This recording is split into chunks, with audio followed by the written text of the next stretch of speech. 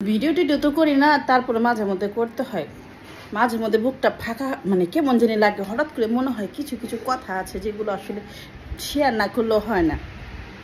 Share না করলে কেমনে হবে বলেন? আচ্ছা, আমার একটা বয়ফ্রেন্ড ছিল। সেই বয়ফ্রেন্ডটাকে আমি বহুত আগে বিয়ের আগে একটা বয়ফ্রেন্ড ছিল।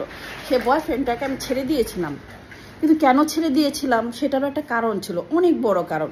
সেই কারণটা হচ্ছে, আজকে বলেই ফেলি। এটা কিন্তু আমার জামাইও জানে না। যাই হোক, হয়তো ভিডিওর মাধ্যমে আমার জামাই জানতে পারবে। তো বয়ফ্রেন্ডটাকে আমি কেন ছেড়ে দিয়েছিলাম তার সঙ্গে আমি দেখা করতে গিয়েছিলাম। দেখা করতে যাওয়ার পর সে যখন আমার সাথে কথা বলা শুরু করলো, হ্যাঁ মানে আছে না, একটা জায়গায় গেলে, একটা মানুষের সঙ্গে দেখা করতে গেলে তো সে অবশ্যই কথা বলবে। তো কথা বলতে গিয়ে সে যখন আমার সঙ্গে কথা বলতে গেল, যেমন ধরেন কেমন আছো, ভালো আছো, কখন আসছো, এই টাইপের কথা যখন বলা শুরু করলো, মনের অজান্তে আমি দেখতেছি যে আমার মুখে যেন কোত্থেকে পানি আসতেছে। মানে হঠাৎ করে মনে হচ্ছে না এখানে পানি। তো আমি ভাবলাম যে পানিটা কোত্থেকে আসলো, বৃষ্টি টিষ্টি পড়ে কিনা। উপর দিকে তাকায় দেখলাম না, টলটলা রোদ। হঠাৎ খেয়াল করলাম সে কথার তালে ফুট করে তার দাঁতের, মানে আমি তো জানতাম না তার যে দাঁত ছিল 30টা, তো 32টা জায়গায় 30টা দাঁত ছিল। তার দাঁতের মাঝখানে ছিল বিরাট বড় বড় ফাঁকা। তো ফাঁকার মাঝখান দিয়ে হুট করে থুতু আসতেছিল।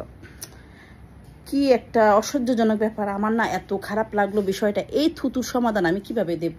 এখন তাকে কিছু বলতেও পারলাম না, কারণ প্রথম দিনে দেখা, কেমনে করে কি বলি। পরে চিন্তা করলাম না, এই প্রেম আমার হবে না, এটা আজকে ব্রেকআপ। এই ভেবে তাকে আমি টোটালি মনে করেন ইগনোর করা শুরু করলাম। একসময় তার সঙ্গে পুরোপুরি যোগাযোগ বন্ধ। পরবর্তীতে কি হইলো, আমার বিবাহ হইলো। তারও 5 বছর পরে আমার হাজব্যান্ডের সাথে আমার বিবাহ হইলো। প্রায় 15 বছর আজকে সংসার জীবন। কিন্তু ঘটনাটা ঘটছে কোথায়? ঘটনাটা ঘটছে গিয়ে একটা কথা বল, ঘটনাটা ঘটছে গিয়ে মানে কি বলবো, আবারও বুঝাই।